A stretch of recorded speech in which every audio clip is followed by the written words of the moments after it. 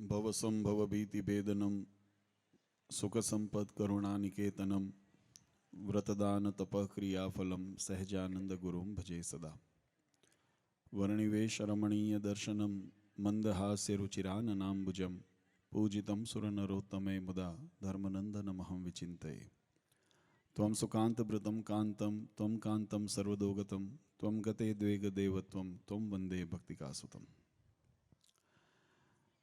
સર્વ અવતારી સર્વ કારણના કારણ આપણા સૌના મોક્ષદાતા ઈષ્ટદેવ ભગવાન શ્રી સ્વામિનારાયણ, સ્વામિનારાયણ સંપ્રદાય દક્ષિણ વિભાગ અધિષ્ઠાતા દેવ, જેમનો આજે દિવ્ય દ્વિશતાબ્દી મહોત્સવ એટલે કે આજે 200 વર્ષનો પાટોત્સવનો આજનો પવિત્ર દિવસ એવા વડતાલવાસી શ્રી લક્ષ્મીનારાયણ દેવ હરિકૃષ્ણ મહારાજ, સારે જુનાગઢ પ્રદેશમાં જેમનું ધબકતું હૃદયની જેમ સર્વના પ્રાણ ગણી શકાય એવા જુનાગઢપતિ રાધારમણ દેવ સિદ્ધેશ્વર દાદાના દિવ્ય સાનિધ્યમાં, અળિયાદ મંદિરમાં બિરાજમાન આપણા સર્વે અર્ચા સ્વરૂપ એવા ભગવાન શ્રી હરિના દિવ્ય સાનિધ્યમાં, તુલસી વિવાહના શુભ પ્રસંગે સભામાં ઉપસ્થિત ધર્મકુળ આશ્રિત વાલા સર્વે અમારા સંતો પાર્ષદો, શ્રીજીના લાડીલા ધર્મકુળ આશ્રિત વાલા સર્વે સત્સંગી હરિભક્તો, સર્વ ધર્મપ્રેમી સજ્જનો, સર્વ મોક્ષભાગી જીવાત્માઓ, દરેક ભક્તજનોને અમારા હૃદયપૂર્વક જય સ્વામિનારાયણ. સૌ પ્રથમ તો મને ખ્યાલ છે સમયનો ઘડિયાળનો કાંટો આગળ વધી રહ્યો છે અને લગ્નની અંદર અમે ગઈકાલે સંતો સાથે વાત કરતા હતા કે વરનું ધ્યાન કન્યામાં હોય અને જાનનું ધ્યાન જમણવારમાં હોય, વરની માનું ધ્યાન પૈઠણમાં હોય. દરેકના પોતપોતાના ઇન્ટરેસ્ટ એટલે કે રસ અલગ અલગ હોતા હોય છે. એટલે હું જાણું છું કે બધાને ઇંતજારી હોય કે અમને પ્રસાદનો વહેલો પ્રાપ્તિ થાય. વધારે સમય નથી લેવો, પણ આજે એક વાત કહેતા અમને આનંદ થાય છે કે જેટલો હરખ આ તુલસી વિવાહનો હળિયાદના ભક્તોને છે એનાથી અનેક ગણો હરખ અમને છે. કારણ કે વર્ષો પહેલાં આવા હળિયાદની અંદર તુલસી વિવાહના પ્રસંગે અમારે આવવાનો અવસર બન્યો હતો અને ત્યારે અમે સંકલ્પ એવો અનાયાસે સભાની અંદર કર્યો હતો કે આપણે આવા ઉત્સવ વર્ષાંતરે જ્યારે સમયાંતરે આવા થતા રહે અને કરવો છે. ગામના ભક્તોએ પણ ખૂબ ઉત્સાહથી એ વાતને સ્વીકારીને ઝીલી હતી. બધા હરિભક્તોને, જે ગામના વડીલો છે, યુવાનો, બધા એમને ખ્યાલ છે. ત્યાર પછી ઘણી વખત અમે શાકોત્સવ પ્રસંગે આવ્યા હોઈએ કે અન્ય કોઈ કથા પારાયણ પાટોત્સવના પ્રસંગે આવ્યા હોઈએ ત્યારે સભાની અંદર એ યાદ કરાયું હતું કે આપણે તુલસી વિવાહ બાકી છે. એટલે એ સંકલ્પ આજે આપણો પરિપૂર્ણ થાય છે. એટલે અમે રાધારમણ દેવ હરિકૃષ્ણ મહારાજ એના ચરણારીંદમાં આપણું આ જે સંકલ્પ સિદ્ધિ કરી એ બદલ એમનો ખૂબ ખૂબ આપણે હૃદયથી આભાર માનીએ છીએ. ભગવાને આપણને એવો અવસર આપ્યો છે. વિશેષ વાત મહિમાની આપણે જે આજનો આ પ્રસંગ એટલે કે પ્રબોધની એકાદશીથી લઈને જે તુલસી વિવાહ પ્રારંભ થાય, પૂનમ સુધી તુલસી વિવાહના કાર્યો થતા હોય, આ પ્રસંગ આપણા જીવનની અંદર જેટલો આધ્યાત્મિક છે એટલો વ્યવહારિક પણ છે ને એટલો માર્મિક પણ છે. તમે જો પ્રબોધની એકાદશીના 2 મહત્વના પ્રસંગો આ કથા સાથે જોડાયેલા છે. હું બહુ વિસ્તારથી કથાનું વિવરણ નહીં કરું, પણ સંક્ષિપ્તમાં બંને કથા તમને હું સંભળાવું. પહેલું, આ જીવનની અંદર ભગવાન પ્રત્યે જ્યારે જીવાત્માને અહોભાવ, નિષ્ઠા અને ભક્તિનું જ્યારે પ્રધાનપણું એને વર્તતું હોય, એક પતિવ્રતા નારીની શક્તિ, પતિવ્રતા ભાવની શક્તિ, જે સતીત્વની શક્તિ, એનું સ્વરૂપ કેવું હોય અને સમર્પણનો ભાવ એનું સ્વરૂપ કેવું હોય, એ પ્રસંગનું તાદ્રશ્ય દ્રષ્ટાંત એ આ પ્રબોધની એકાદશી નો દિવસ એના સાક્ષી છે. પુરાણોની અંદર 2 પ્રકારના કથાઓનું વર્ણન આપણે જાણીએ છીએ.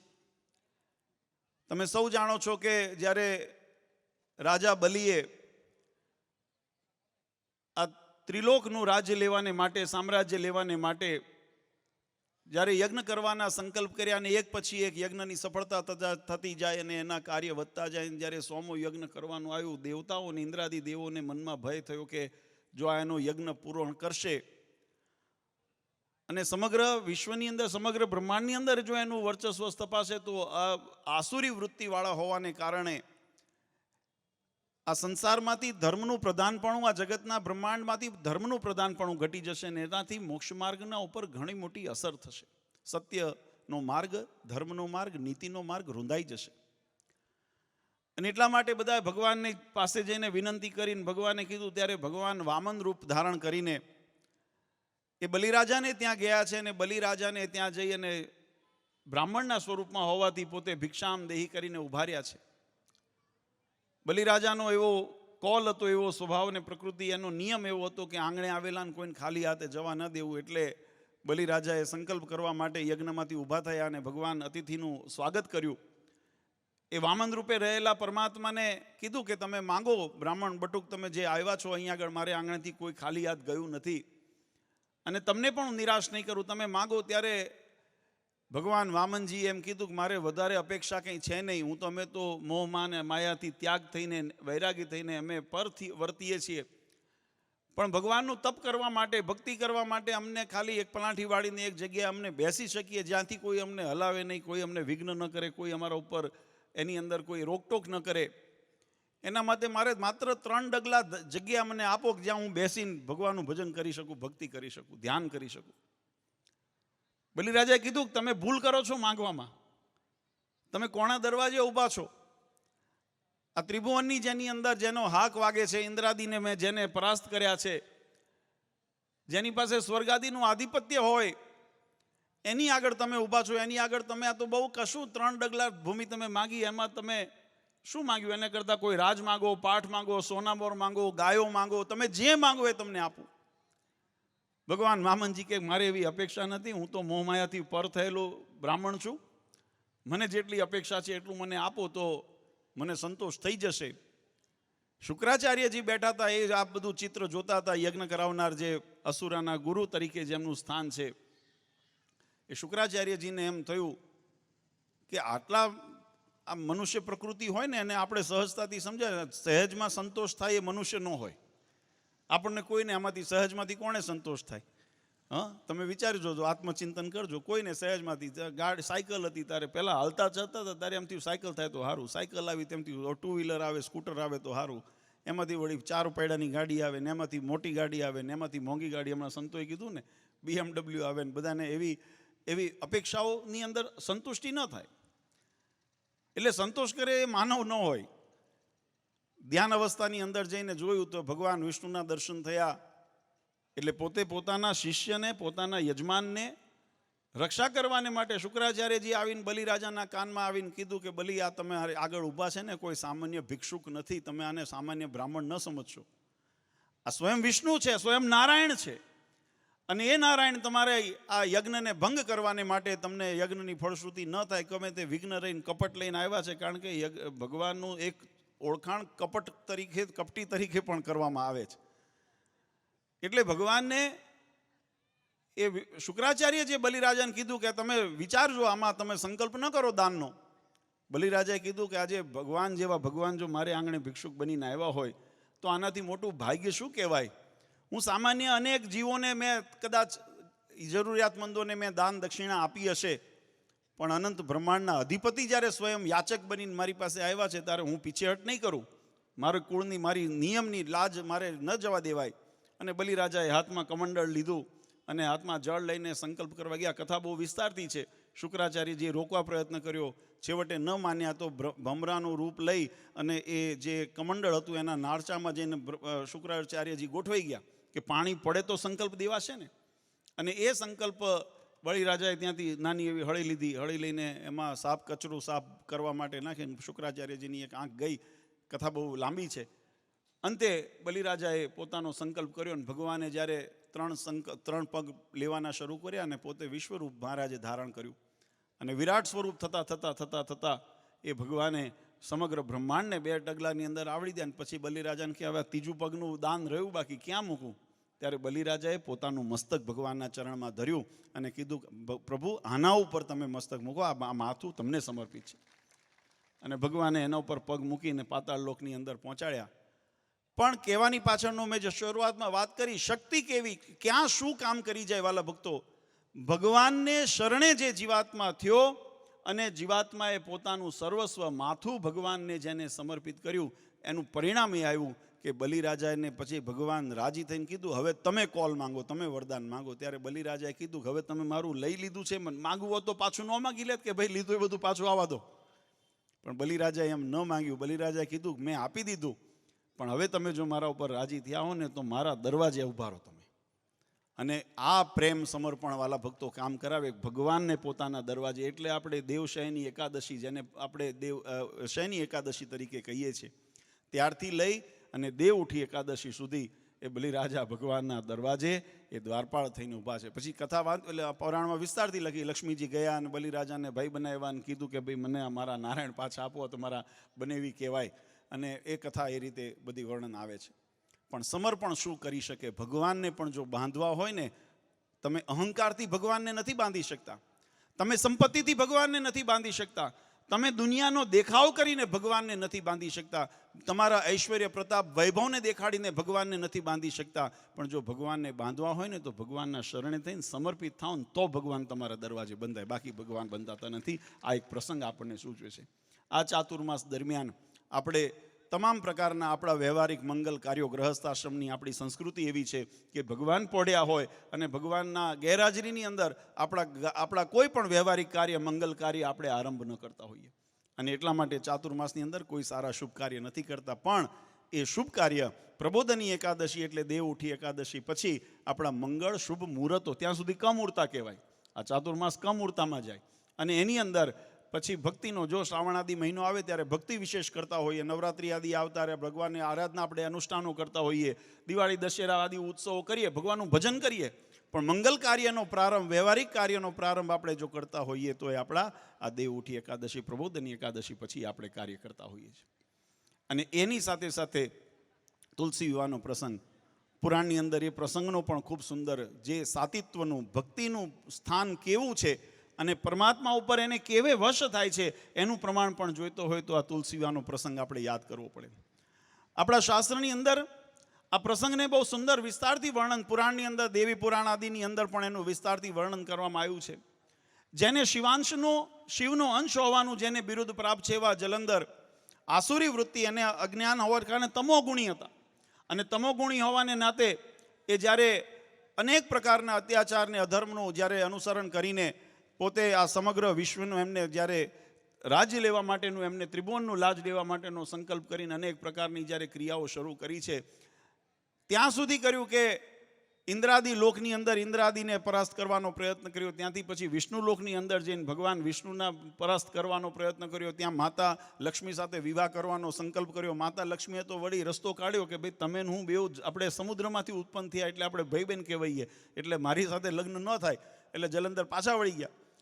ભગવાન શિવની ત્યાં, ભગવાન શિવલોકની અંદર જઈને ભગવાન શિવને પરાસ્ત કરીને એમના પત્ની એટલે મા પાર્વતી સાથે એમને લગ્ન કર્યો. પાર્વતી માં કોપાયમાન થયા અને કોપાયમાન થઈને શિવજીને કીધું કે તમારે આની સાથે યુદ્ધ કરો. હતા શિવંશ પણ છતાં એની સાથે યુદ્ધ કર્યું. પણ કથા એવી એની અંદર વિસ્તારથી વર્ણન કર્યું છે કે એમના જે પત્ની, જલંધરના જે ધર્મપત્ની હતા, એ પરમાત્માના બહુ એકાંતિક ભક્ત હતા અને પોતે એટલા પતિવ્રતા સતી હતા કે એના સતીત્વને કારણે એનું સતીત્વનું બળ જલંધરને પોષણ આપતું હતું અને પોષણને રક્ષણ કરતું હતું. એટલે ભગવાન શિવ સાથે યુદ્ધ થયું, ભગવાન એને પરાસ્ત ન કરી શકે. આ બાજુ બધા દેવતાઓને ચિંતા થઈ કે જો આ પરાસ્ત ન થાય અને જો અસુરનો સંહાર ન થાય, અસુરનો નાશ ન થાય, આસુરી વૃત્તિનો નાશ ન થાય તો આ સંસારમાંથી ધર્મ પલાયન થઈ જાય. અને એટલા માટે બધાએ ફરી જઈને ભગવાનની પાસે યાચના કરી અને ભગવાનને કીધું કે ભગવાન આમાંથી હવે તમે ઉદ્ધાર કરો. અને કથાની અંદર એમ આવે કે ભગવાને જલંધરનું રૂપ લઈ અને ત્યાં વૃંદાની સાથે પાસે ગયા છે. વૃંદાએ પોતાના પતિનો ભાવ જાણીને એમને સેવ્યા છે અને એ સેવ્યાને પછી ખબર પડી પાછળથી કે ભગવાન આ રીતે કપટ કરીને મારી સાથે મારું પાતિવ્રત્ય ધર્મ ભંગ કરાયો. આ બાજુ એમનું પતિવ્રત ધર્મ ભંગ થયું અને જલંધરનો ત્યાં વિનાશ ભગવાન શિવના હાથે થયો. કે કથા બહુ વિસ્તારતી છે. પણ જ્યારે આ કાર્યની વૃંદાને જ્યારે થાય ત્યારે પોતે સતી હતા. જો હું સતીત્વ અને સત્યના તપની વાત સમજાવું છું. એ સતીત્વ અને સત્યનું તપ એટલું એની અંદર હતું. એને ભગવાનને જોઈને કીધું, ભગવાન મેં તો તમારી આખી જિંદગી નિષ્કામ ભાવે ભક્તિ કરી છે, નિશ્ચલ ભાવે તમારી ભક્તિ કરી છે, તમને સેવ્યા છે. મેં તમારી આરાધનાની અંદર કોઈ ઉણપ નથી આવવા દીધી. મેં મારી ધર્મ પાતિવ્રત્ય ધર્મની મર્યાદા ક્યારે નથી લોપી. અને મારી સાથે તમે આવો તમે વ્યવહાર કર્યો, મારું પતિવ્રત ધર્મ ભંગ કરાવ્યું. તમે તો કેટલા નિષ્ઠુર છો. તમારા હૃદયની અંદર હૃદય નથી ધબકતું, તમારા શરીરની અંદર તમે પથ્થર દિલ છો, એટલે પથ્થર થઈ જાઓ. આવો શ્રાપ એ વૃંદાએ જ્યારે ભગવાનને આપ્યો છે ને, ત્યારે ભગવાનનું પછી શાલિગ્રામ રૂપ થઈ ગયું છે, જેને આપણે અહીંયા શાલિગ્રામ તરીકે પૂજીએ છીએ. આ પતિવ્રતા ધર્મનું ભગવાનને પણ, જો એક બાજુ આપણે બલિરાજાનું આખ્યાન જોયું તો એની અંદર ભગવાનને શરણે થયા અને ભગવાનને સમર્પિત થયા, તો ભગવાન એના દરવાજે બંધાણા. આ ધર્મ ને ભક્તિનો કેવો મહિમા છે એ આપણને સમજાવે છે. આ બાજુ વૃંદાએ પોતાના સતીત્વને પરીક્ષામાં મૂકી અને ભગવાનને જ્યારે શબ્દ કીધા કે તમારું પથ્થર હૃદય છે, તમે પથ્થર થઈ જાઓ, પથ્થર જેવા છો, ભગવાનને શાલિગ્રામનું રૂપ ધારણ કરવું પડ્યું. આ બાજુ પોતાની જે સતીત્વનું જે તેજ એને પ્રગટ કરીને એ વૃંદા ત્યાં ભસ્મ બલીભૂત થયા. અને અહીંયાથી જે છોડ ઉગ્યો જેને આપણે તુલસી કહીએ છીએ, પણ ભગવાને એનું વરદાન આપ્યું. ભગવાન, આપણે ત્યાં સંતોએ કીર્તનમાં ગાયું, બાહ્ય ગ્રહે કી લાજ હે તુમકો. તમે એક વખત મારો બાહ્ય પકડી છે, હવે મને તરછોડો નહીં. ભગવાને કીધું મેં તમારો, આમ પૂર્વનો ભાવ છે કથા, તો એની અંદર એ પણ પારંપરિક કહેવાય છે કે વૃંદાનો અંતર્મનથી પરમાત્માને પતિ તરીકે પામવાનો જે ભાવ હતો એ ભાવ પૂર્ણ કરવા આ ચરિત્રનું નિર્માણ થયું. પણ ભગવાને એક વખત કીધું કે અમે તમારું પાણી ગ્રહણ કર્યું છે, તો હવે અમે તમને તરછોડશું નહીં, અને તમારા વગર અમે કોઈ કાર્યની અંદર અમારું કોઈ પણ અમે ભોજન આદિની અંદર, અમારું યજ્ઞ આદિની અંદર, અમારું પૂજન સેવનની આદર તમારા વગર અમારું અધૂરું રહેશે. અને ત્યારથી આપણે ભગવાનને ચરણની અંદર તુલસી પત્ર ચડાવીએ છીએ, ભગવાનને ભોગ ધરાવીએ તો એની અંદર તુલસી દલ મૂકવામાં આવે છે. અને વર્ષે આજે પણ આપણે જ્યારે મંગલ વ્યવહારિક કાર્યોની શરૂઆત કરતા હોઈએ ત્યારે એ ભગવાન શાલિગ્રામ અને ભગવાન વૃંદામાં માતા વૃંદા એટલે કે તુલસી માનો વિવાહ કરીને આપણા દરેક વ્યવહારના કાર્યોની આપણે શરૂઆત કરીએ છીએ. આ પરંપરા, આ સમર્પણ, સત્ય અને ભક્તિનો ભાવ વ્યક્ત કરે છે. આજે ખરેખર આપણે બધા ભાગ્યશાળી છીએ કે આવી જે આપણા સનાતન ધર્મની, આપણી વૈદિક ધર્મની પરંપરા, એનું જે નિર્વહન થાય એના માટે વર્ષો વર્ષ નાના મોટા ઉત્સવ સમયના માધ્યમથી, કથા વાર્તાના માધ્યમથી આપણે આ સંસ્કૃતિને જીવંત રાખીએ છીએ. એની સાથે સાથે વાલા ભક્તો, ભગવાનનું સૌ પ્રથમ મંગલ કાર્યની અંદર આપણી ત્યાં રિવાજ છે કે કોઈ પણ શુભ કાર્યની શરૂઆત થાય તો પહેલાં પરમાત્માનું યજન પૂજન થાય, કે જેથી કરીને ભગવાનની કૃપા આપણા ઉપર વરસે. અને પછી આજે ભગવાનનું કાર્ય નિર્વિઘ્ન પૂર્ણ થયું એટલે આખા વર્ષ દરમિયાન આપણા તમામ જે કાર્યો છે બધા નિર્વિઘ્ન પૂર્ણ થાય અને શુભ એના ફળની પ્રાપ્તિ થાય, એવો એની પાછળ ભાવ રહેલો છે. પરમાત્માના લગ્ન વિવાહ સંપન્ન થાય એટલે આપણા તમામ પછી આપણા વ્યવહારો શરૂ થશે. હવે પછી આપણો ગાળો આવશે, લગ્ન ગાળો. અમે ઘણી વખત હમણાં જો શાકોત્સવ બધા આપણા ઉત્સવો આવશે, સત્સંગનો ગાળો ઘણી વખત અમારે ક્રોસ થતો જ હોય છે. હરિભક્તો તારીખ લેવા આવે ને એટલે અમે કહીએ ભાઈ પ્રતિષ્ઠાનું મુહૂર્ત જોઈએ, અથવા તો શાકોત્સવની તારીખ કે સભાની કથા પારાયણની તારીખ. એટલે હરિભક્તો કે બાપુજી એ સમયમાં લગ્ન ગાળો છે. પણ મેં કીધું પહેલાં સમાજમાં એ છે ને આપણે છીએ, એટલે જોડે જ રહેવાનું છે. એટલે એમાંથી તો આપણે સમયાંતરે એનું જેમ મહત્વ છે એમ આનું મહત્વ છે એમ રડી લેવું જોડે જોડે. પણ કહેવાની પાછળનો ભાવાર્થ વાલા ભક્તો કે આપણા વ્યવહારિક કાર્ય શરૂ કરતાં પહેલાં આપણે પરમાત્મા વિષ્ણુ એ બાલમુકુંદ સ્વરૂપે ભગવાન વિષ્ણુનું સ્વરૂપ, શાલિગ્રામ સ્વરૂપ અને ભગવાન માતા વૃંદા એનો આજે શુભ વિવાહ કરી આપણા વ્યવહારિક કાર્યોનો પ્રારંભ કરીએ છીએ, આપણા મંગલ કાર્યોનો પ્રારંભ કરીએ છીએ. અને ભગવાનને પ્રાર્થના કરીએ કે આ રીતે જે આપના આશીર્વાદ લઈને અમે અમારા જીવન વ્યવહારની શરૂઆત કરતા હોઈએ ત્યારે અમારા જીવન વ્યવહારના તમામ કાર્યોના આપ નાવિક બનીને, જેમ નાવિક નદીમાંથી અથવા તો સમુદ્રમાંથી હોડિયાને એને પાર લગાડે એમ અમારા તમામ વ્યવહારોને આપ પાર પાડજો, એવી ભગવાનના ચરણારવિંદમાં પ્રાર્થના કરીએ છીએ. આધ્યાત્મિક ભાગ અને વ્યવહારિક ભાવનો આવો સુભગ સમન્વય એ કદાચ ભારતીય સંસ્કૃતિ સિવાય બીજે ક્યાંય જોવા મળતો, કાં તો ત્યાં વ્યવહાર પ્રધાન જ હોય. તમે જુઓ તો ઔપચારિકતા જ તમને દેખાય. તમે પાશ્ચાત્ય આદિ સંસ્કૃતિની અંદર જાઓ તો વિવાહ સંસ્કાર તો ત્યાંય કરે છે, પણ એને કોન્ટ્રાક્ટ ગણવામાં આવે છે. એને શું ગણવામાં આવે છે? આપણે જો કે હવે કાયદાની ભાષામાં એ પરિભાષા આવી ગઈ છે, પણ આપણે એ માત્ર શરીરનો બે ભાગીદારી વચ્ચે કોન્ટ્રાક્ટ થયો હોય તો ચાલે, ત્યાં સુધી હાલે, ને પછી ફોક કરે તો ફોક, ને કોન્ટ્રાક્ટ રદ ને એ બધું એમ હાલ્યા કરે. એટલે અહીંયા આગળની જે ભાવના છે અને આપણી જે સંસ્કૃતિની ભાવના છે, આપણે એમ કહેવામાં આવે કે હાથ પેઢીનો હાથ જન્માંતરનો સાથ છે. અને આપણે તો ત્યાંય કહેવામાં આવે કે ભાઈ આ શરીરનો માત્ર સંબંધ નથી, આત્માનો સંબંધ છે. અનેક એવા સંબંધો, આ જે આપણી વિશેષતાઓ રહેલી છે એનું જે સુંદર એકાત્મ ભાવ એટલે વ્યવહાર અને આધ્યાત્મ ભાવ, ચૈતન્ય અને જળ ભાવ, એનું તદાત્મકપણું જે બતાવે એનું નામ આપણી સંસ્કૃતિ, એ આપણે એનો ઉત્સવ કરી રહ્યા છીએ. વધારે સમય નથી લેવો, પણ આજના દિવસે ખૂબ આનંદ સાથે હળિયાદના ભક્તોએ અને આજુબાજુના ભક્તોએ પણ એની અંદર બધા આવીને સહકાર આપીને આ સભાની અંદર તમે જુઓ તો અત્યારે માણા માતું નથી.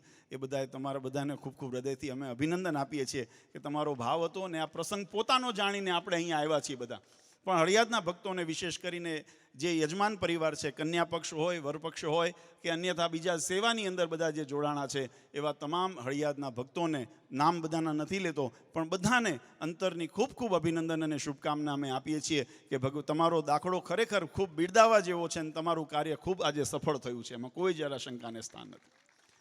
બસ આવો ને આવો નિષ્ઠાનો ભાવ રાખજો, આવીને આવી સમજણ રાખજો. આપણે પણ ભગવાનને જેમ પતિવ્રતા સ્ત્રીનો એક ભાવ હોય અને એની જે શક્તિ નિર્માણ થતી હોય, એમ આપણે પણ આપણા આરાધ્ય ઈષ્ટદેવ એવા પરમાત્મા ભગવાન શ્રીહરિના ચરણારીના પતિવ્રતા ભાવે આપણે સમર્પિત થઈને રહીએ. જેમ બલિરાજાએ પોતાનું સર્વસ્વ અર્પણ કરીને ભગવાનને પામી લીધા, એમ આપણે પણ જ્યારે સમય આવે સેવા કરવી હોય, ભક્તિ કરવી હોય, પોતાનું કંઈ અર્પણ કરવું હોય તો ભગવાનને અર્થે અર્પીને આપણે ભગવાનને આપણા કરી લઈએ. એનાથી મોટી બીજી કોઈ પ્રાપ્તિ નથી. આવો ગુણ આપણા સૌમાં આવે. આજે એવી ભાવના સાથે ભગવાન હરિકૃષ્ણ મહારાજ રાધારમણ દેવના ચરણારીમાં પ્રાર્થના કરીએ છીએ કે તમામ યજમાન પરિવાર, સ્વયંસેવકો, આયોજકો, સમિતિ, ગામજનો અને વિશેષ કરીને આપણે વૈષ્ણવ હવેલીને ન ભૂલાય કે એમને એમના બાલમુકુંદ સ્વરૂપ લઈને મુખિયાજીને સાથે આપણે આવ્યા અને તમામ વૈષ્ણવ સમાજ પણ આ પ્રસંગ આપણી વૈદિક પરંપરાનો પ્રસંગ છે ને એટલા માટે કોઈ સંપ્રદાય, કોઈ વર્ગ કે કોઈ વિશેષ વ્યક્તિનો ન હોય. આ આપણા સનાતન ભારતીય સંસ્કૃતિનો પ્રસંગ હતો અને એ જ રીતે સમસ્ત ગ્રામજનોએ રામજી મંદિરમાં જતા હોય, માતાજીના મંદિરમાં જતા હોય, મહાદેવજીના મંદિરમાં જતા હોય, હવેલીમાં જતા હોય કે સ્વામિનારાયણ મંદિરમાં આવતા હોય,